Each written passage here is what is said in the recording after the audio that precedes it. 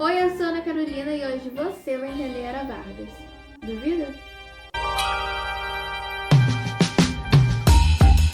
Bom, para começar eu queria dizer que a Era Vargas vai durar 15 anos, de 1930 até 1945. E eu vou resumir tudo isso em um só vídeo. E eu acho que isso já merecia o seu like, né? Queria pedir também para você se inscrever aqui no canal, porque eu vou trazer muitos outros vídeos sobre história e conteúdos desse tipo. Espero que vocês gostem. Gente, antes de tudo, queria pedir desculpa por alguns barulhos no fundo. É porque eu tô em casa e não tá sendo muito possível evitar isso. Mas vamos pro que realmente importa. Então nós estamos em 1929 e o presidente cujo mandato está valendo é o Washington Luiz. Esse vai ser um ano de eleição em que o Getúlio Vargas vai concorrer contra o Júlio Prestes.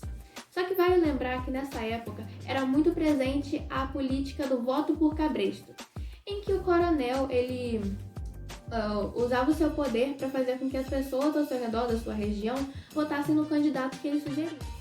Então ele oferecia favores, concedia, enfim, agrados para a população, ou caso isso não funcionasse, ele simplesmente ditava um candidato para essas pessoas e deixava um capanga lá na hora das eleições, para ver se ela ia votar mesmo naquela pessoa. Caso contrário, depois das eleições eles iam ter que conversar com aquele cara forte que estava ali vigiando elas. Não era muito democrático as eleições dessa época. E fora o fato de que a maior parte da população nem votava, porque só eram considerados cidadãos os homens alfabetizados e maiores de idade.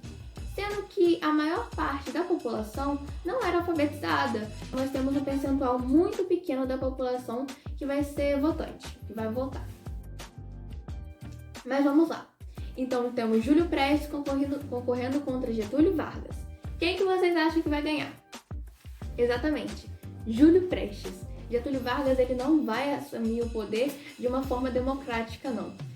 Na realidade, ele até aceita a derrota nas urnas, porém os seus aliados não acham aquilo de justo. Eles acham que era o Getúlio que deveria estar no poder. Então, seus aliados, junto com seus aliados, tem uma quantidade muito grande de militares. Eles vão pressionar o Washington Luiz para que ele largue o poder e quem assuma seja o Getúlio Vargas. E isso vai acontecer. Então os militares vão chegar lá pro Washington Luiz, ele vai ficar morrendo de medo, vai renunciar. Porém tem um detalhe, o Getúlio Vargas não estava no Rio, ele não estava aqui para assumir o poder. E ele até chegar no Rio ia faltar um tempinho. E o Washington Luiz tinha corrido do poder, ficou com medo dos militares. E durante esses 10 dias de viagem, mais ou menos, que o Getúlio precisava para chegar aqui, quem administrou o Brasil foi um grupo de 3 pessoas. Eles vão ser chamados de Junta Governativa Provisória. E são eles quem vão cuidar do Brasil por 10 dias, até pelo menos o Getúlio Vargas chegar aqui. Bom, agora estamos em 1930. De fato começou a Era Vargas, Getúlio está no poder. E as suas primeiras medidas serão: primeiro, anistiar alguns tenentes, porque, bom, vale lembrar que ele teve apoio militar para assumir o poder. Então, como uma troca de favores, ele vai soltar alguns tenentes que estavam presos por alguns anos atrás, como uma forma de agradecer aos militares. Outra medida que ele vai tomar que não vai agradar muito a população vai ser da troca dos poderes.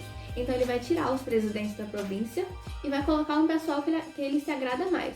Os presidentes das províncias são o que nós conhecemos hoje por governadores. Só que na época ele vai trocar o nome para interventores, porque ele não gosta de outro tipo de presidente, sabe? Presidente para ele é só ele que está ali comandando o Brasil. Em 1930 ele também vai criar alguns ministérios. Mas, gente, vale lembrar que o Brasil nessa época ainda era movido pela política do café com leite. Por quê? Nós tínhamos 2 grandes potências, Minas Gerais e São Paulo, principalmente São Paulo, porque nós exportávamos muito café. Isso tinha grande diferença econômica para o Brasil. Eles se achavam os motores do nosso país. E, consequentemente, a maioria dos governadores e dos políticos eram paulistas ou mineiros. E quando ele vai realizar essa troca de poderes, ele vai mexer nisso, ele vai tirar muitos paulistas do poder. E eles não vão gostar nada daquilo ali, não. Mas para recomeçar esses paulistas, o Getúlio Vargas vai adotar uma medida um tanto quanto doida. Lembra que eles exportavam e produziam café? Então, Getúlio Vargas vai queimar somente 78 milhões de sacas de café. Que? Como assim? Bom, ele vai fazer valer a lei da oferta e da procura. Como agora nós vamos ter menos café, o café vai ficar mais valioso. Então quem produz café vai poder vender mais caro. Essa foi uma forma que ele encontrou de tentar agradar os paulistas. Gente, essa medida que o Getúlio Vargas adotou agradou os paulistas, mas parcialmente. Não deu a eles o que eles queriam, que era o poder. Então, eles vão se organizar contra Getúlio Vargas, vão gerar uma revolta. Isso vai acontecer no dia 23 de maio de 1932. Vai ser a Revolução Constitucionalista. Isso de revolução, a gente pode até questionar o nome, porque não deu muito certo, mas é o nome que a história vai dar pra gente. Em que o partido PPP, esse partido PPP, ele reúne não só a elite, produtores de café paulistas, mas até membros da população mesmo, que vão se juntar e vão lutar contra o governo. Só que vai gerar 13 mortes e isso não vai dar muito certo. O povo paulista não teve o que queria. Mas eles não desistem. Em 9 de julho eles tentam fazer uma nova revolta. Dessa vez são 10 mil paulistas contra 20 mil governistas de Getúlio Vargas. Porém, não vai ser muito diferente. Vai ser um conflito bem árduo. Inclusive, Getúlio Vargas vai usar a força aérea contra eles, porque dessa vez tem muita gente. Inclusive, gente, nessa época foi inventada a matraca. Era uma maquininha que ela era pequenininha assim, imitava barulhos de muitos tiros. Porque como os paulistas estavam em menor número, eles tentavam pelo menos assustar os governistas. Então eles deixavam essa maquininha rodando e ficavam fazendo barulho de metralhadora, fuzil. Mas na real era só uma maquininha desse tamanho. Inclusive é daí que vem a expressão fala que nem uma matraca. Eu não sei, eu escuto isso demais. Veio dessa época, porque era uma maquininha pequenininha que fazia muito barulho. Só que, como eu falei, essa revolta não foi muito diferente da outra não. Ela gerou 600 mortos, já foi um número mais significante. Getúlio, ele sabia que era importante ter ganhado. Porém, ele não queria perder o apoio completamente dos paulistas. E ele vai fazer com que o Banco do Brasil assuma todos os prejuízos por aquela guerra. Por aquela guerra. Então, mesmo os perdedores não vão pagar pelos prejuízos. Foi uma forma de Getúlio Vargas achou de não fazer com que eles ficassem completamente de mal com ele. É o famoso um tapa e um beijo. Primeiro Getúlio toma o poder dos paulistas, depois vai ter aquela guerra que ele vai vencer os paulistas, mas depois ele assume os prejuízos da guerra. Como uma forma de tentar agradar a galerinha. Em 1933, Getúlio vai realizar viagens pelo Brasil, porque como ele é o presidente da nação, ele não achava nada menos justo do que conhecer todo o território brasileiro. Então ele vai realizar viagens de norte a sul. Porém, quando ele está numa viagem passando pela estrada Rio-Petrópolis, ele vai sofrer um acidente. Na real, não só ele, mas a família dele. Quando o motorista está passando por ali, vai de repente despencar uma pedra enorme que vai cair sobre o carro e vai machucar o braço da esposa dele, o motorista acaba morrendo e Getúlio também vai sofrer um ferimento na perna, inclusive ele vai ficar manco por um tempinho. Vale ressaltar também que foi em 1933 que Hitler vai assumir lá na Alemanha. Estamos em 1934 e agora Getúlio vai criar a Constituição. Nela ele vai retirar um pouquinho dos seus poderes, o que não vai agradar muito a ele, mas ele sabe que vai agradar a população. E ele vai tornar o voto feminino válido. Agora as mulheres podem votar.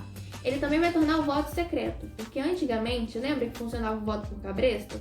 Então, é porque as pessoas tinham que dizer em quem elas estavam votando em alto e bom som. Dessa forma não, as pessoas iam lá e votavam e não precisavam dar satisfação a ninguém. Mas ele também vai tornar o voto obrigatório. Só quem vai continuar sem poder votar são os analfabetos. Bom, chegamos agora em 1935. Hitler já está na Alemanha por 2 anos, na Itália temos ditadura, na Rússia também temos uma ditadura socialista, né, com Stalin, e no Brasil vamos ter a intentona comunista, em que os comunistas vão realizar alguns ataques pelo Brasil com o intuito de pegar o poder, tomar o poder. Porém, Getúlio Vargas vai alarmar muito mais do que realmente aconteceu, porque ele quer pintar os comunistas como os inimigos nacionais, como se fossem o perigo da nação. E ele consegue fazer isso, tanto que em 1935 ele vai declarar o estado de sítio, em que ele vai receber mais poderes, o presidente tem mais poderes, com o intuito de defender o Brasil.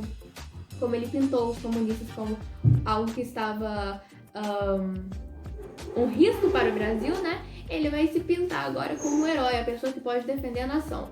Então ele declara estado de sítio, em que não vão agora ocorrer eleições, porque elas já estavam próximas, então vai ser interditado aquilo ali. Ele vai assumir o poder, ele ganha mais poder, justamente com o intuito de defender o Brasil. Chegamos em 1936 e agora Getúlio vai lançar a Lei de Segurança Nacional.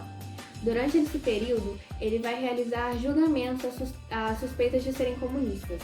Porém, um detalhe, gente, nesses julgamentos foram julgadas mais ou menos 7.000 pessoas no Brasil. Dessas 7.000 que foram julgadas, 4.000 foram condenadas e presas. Como assim, gente? É um número muito grande, mais que 50%. Como assim? Elas eram só suspeitas de serem comunistas e a maioria foi presa, a maioria foi confirmada que era comunista? Sim, porque na realidade, nesses julgamentos, as pessoas não tinham que provar que as pessoas eram culpadas. Muito pelo contrário, elas tinham que se provar inocentes. Então, elas eram colocadas numa sala ali para depor e elas tinham que, em 30 minutos, provarem que não eram comunistas. Getúlio já está pintando essa imagem dos comunistas como o inimigo nacional, o maior inimigo da nação, um risco para o povo brasileiro. E em 1937, ele vai criar a Carta Falsa Comunista. Nessa carta, gente, já começa comprovado que aquilo ali era falso, tá? Foi armadilha, foi fake news que Getúlio e o governo dele armaram. Nessa carta, ele dizia que os comunistas eles iam botar o terror no Brasil, iam colocar fogo nas casas, iam fazer a maior bagunça. E o povo claramente ficou com medo daquilo ali. Como assim, gente, vai botar fogo na minha casa? Vai ter violência? Eu não quero isso, eles vão promover uma guerra. Não! E Getúlio vai se mostrar ainda mais como aquela pessoa que está disposta a salvar a nação, né? Ele vai se pintar como um herói. Bom, com a população amedrontada, eles vão depositar suas últimas cartas em Getúlio. E Getúlio vai se mostrar como uma pessoa que está ali disposta a salvar o povo e ele vai dar um golpe nele mesmo, vai instalar uma ditadura no Brasil. Lembrando que nós estamos em 1937, um ano próximo das eleições. Ele faz isso justamente para conseguir se manter no poder por mais tempo. A ditadura de Getúlio nós vamos chamar de Estado Novo. Durante o Estado Novo, ele vai fazer algumas coisinhas ali. Ele vai proibir manifestações populares, vai proibir partidos políticos e vai permitir a pena de morte. Bom, isso de proibir partidos políticos vai gerar uma treta aí. Por quê? Nós tínhamos no Brasil o Partido Integralista. Bom, isso de não permitir partidos políticos vai gerar uma treta aqui no Brasil. Porque aqui nós tínhamos o Partido dos Integralistas. Era uma galera que era fã de ditadura. Então gostava do que Hitler estava fazendo, gostava do que estava sendo feito na Itália e gostava do que Getúlio estava fazendo. Eles apoiavam a ditadura. Porém, eles não vão gostar que vão tirar o partido deles de jogada. O que é isso, Getúlio? Pô, você era meu amigo, né? A galera aqui da direita. E Getúlio vai falar, não, nem esquerda com os comunistas, nem direita. Aqui é Getúlio. Getúlio que vai mandar no Brasil. E os integralistas não vão gostar disso, não. Então nós vamos ter a intentona integralista. E que os integralistas vão chegar lá no palácio, se misturando com os militares. E de repente vai começar a rolar tiro solto. Eles tentam chegar próximo de Getúlio, vai causar muitas mortes. E Getúlio, desesperado lá, ele tá com a família dele lá, coloca a arma na mão da filha, tentando se defender. Getúlio vai ligar para chefe de polícia, chamar ajuda de tudo que é lado. O irmão dele vai chegar quebrando um portão de carro, atirando. Cena de filme, gente. Até que o chefe de polícia chega lá, o exército chega lá, conseguem conter os integralistas, vão levar 9 lá para dentro, lá pro escuro e vão matar. É uma forma de passar o recado de Getúlio, né? Que não é para mexer com ele, não é para mexer com a família dele, não, que ele é poderoso. 1938 e agora Getúlio vai criar o DASP, Departamento Administrativo de Serviço Público. Era basicamente um local que ele colocava a galera para cuidar do Brasil, para conseguir gerir o Brasil melhor. Pegava a galera que tinha se formado em administração e colocava para trabalhar lá. Já em 1939, Getúlio vai criar o DIP, Departamento de Imprensa e Propaganda. Esse servia para projetar a imagem dele, para ele se mostrar como o pai dos pobres, o cara, o presidente do Brasil, o amigão de todos. Inclusive, gente, nessa época, o Getúlio Vargas vai sair na revista Times. Então, algum efeito fez, ele estava se destacando bem. 1940 e começa a Segunda Guerra Mundial. O Brasil, ele tá fazendo inicialmente um jogo duplo. Por quê? ele tinha relações comerciais com os dois extremos da guerra, tanto com a Alemanha quanto com os Estados Unidos. Então ele tá ali para tudo. Quem conseguir dar mais vantagens para ele, ele vai entrar ajudando. Só que a Alemanha não tem de onde tirar dinheiro para dar pro Brasil. Poxa, Getúlio, ó, não vai dar, não tem de onde tirar aqui renda para mandar para você. Já os Estados Unidos vão enviar 2 milhões de reais pro Brasil. Já vai chamar o olho de Getúlio, né? Já vai ficar interessado. Só que ele não vai fechar de imediato um acordo com os Estados Unidos. Em 1941, o Getúlio vai enviar mais gente lá para o norte para conseguir extrair látex. Esse látex nós vamos exportar para os Estados Unidos, que eles vão precisar durante a guerra. Só que lá eles vão ver algumas condições meio insalubres, porque não tinham tantos recursos no norte, eles iam entrar em contato com alguns bichos, entrar em contato com algumas viroses, então tivemos algumas mortes também devido às péssimas condições de trabalho que eles enfrentaram lá. Em 1942, o Brasil finalmente fecha um acordo com os Estados Unidos, são eles que o Brasil vai apoiar, e para de ter relações comerciais com a Alemanha. Durante esse período, lembra que o Brasil recebeu uma boa quantia dos Estados Unidos? Também recebeu algumas possibilidades de empréstimo. E Getúlio vai usar esse dinheiro para industrializar o Brasil. Ele vai começar a investir em siderúrgicas. São empresas que mexem com metais, derretem metais para formar outras coisas. E é aí que começa a segunda revolução industrial no Brasil. Nós começamos a nos industrializar. Desculpa que agora a luz está meio estranha, porque deu um problema no último vídeo. Eu tô precisando gravar isso aqui de madrugada, por isso que eu tô com essa cara de acabado, inclusive. Mas vamos lá. Estamos em 1943 e Getúlio vai aprovar a CLT, Consolidação das Leis do Trabalho. Isso é algo que ele já vem propondo desde quando ele está tentando se eleger. Então agora ele vai garantir alguns direitos do trabalhador, como por exemplo, salário mínimo, carga horária permitida de no máximo até 8 horas, direito a férias. E isso vai reforçar a imagem dele de o pai dos pobres, o que está a favor do povo e tudo mais. Bom, em 1944, Getúlio vai finalmente mandar os soldados brasileiros para a guerra. E aí a guerra acaba, a Tríplice Entente vai sair vitoriosa, o lado que o Brasil estava lutando a favor. Porém, a galera vai notar uma certa hipocrisia, porque o Brasil foi lutar a favor dos países que estavam indo contra as ditaduras, né? No caso Hitler, Itália. Porém, no Brasil ocorria uma ditadura. Getúlio se assemelhava muito mais com Hitler do que com o governo dos Estados Unidos, por exemplo. E essa hipocrisia foi notada principalmente pelos militares. E os militares já estavam um pouquinho cansados da cara de Getúlio, porque ele já estava ali por quase 15 anos. Então eles começaram a pressionar Getúlio para que ele saísse do poder. E Getúlio começou a lançar um lero que no outro ano ia ter eleição, que ele ia sair do poder e tudo mais. Getúlio inclusive vai pedir férias, mas os militares não querem não, querem que ele saia. E agora vamos para o último ano de Getúlio, 1945. Em 1945, como já vão ter eleições futuras, Getúlio vai voltar a permitir os partidos. Só que ele simplesmente vai criar os dois maiores partidos da época, o PCD e o PTB. Os dois maiores partidos daquele momento vão ser criados por ele. E o partido da oposição vai ficar chamado de UDN. Os nomes você não precisa decorar não. Só lembra que Getúlio vai autorizar os partidos, mas ele vai criar os dois principais. Os militares já estavam pressionando para que Getúlio saísse do poder, só que ele tentou se manter lá o máximo possível. Até que um dia, no Rio de Janeiro, o antigo capitão da polícia ia se tornar prefeito. Então precisavam eleger um novo capitão da polícia. E ele foi lá e mandou o irmão dele. Só que os militares não gostaram nada disso. O que é isso, Getúlio? Nepotismo? Não pode, já não tava indo com a cara de Getúlio. Então foram lá e mandaram um papo reto. Getúlio, ó, bora, sai daí. E Getúlio foi embora. E assim acabamos a Era Vargas em 1945, após 15 anos de governo. Esse foi o vídeo, espero que tenham gostado.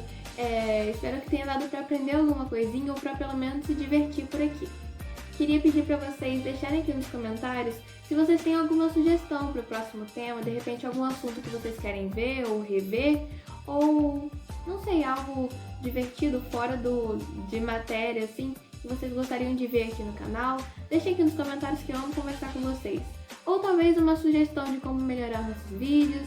Enfim, o que vocês quiserem, deixem aqui nos comentários pra gente bater um papo. Queria pedir também para vocês deixarem um like para incentivarem o canal a continuar crescendo, para eu continuar postando vídeos e tudo mais. E pra se inscrever no canal aqui pra não perder nadinha, tá bom? Um beijão. Tchau, tchau, gente.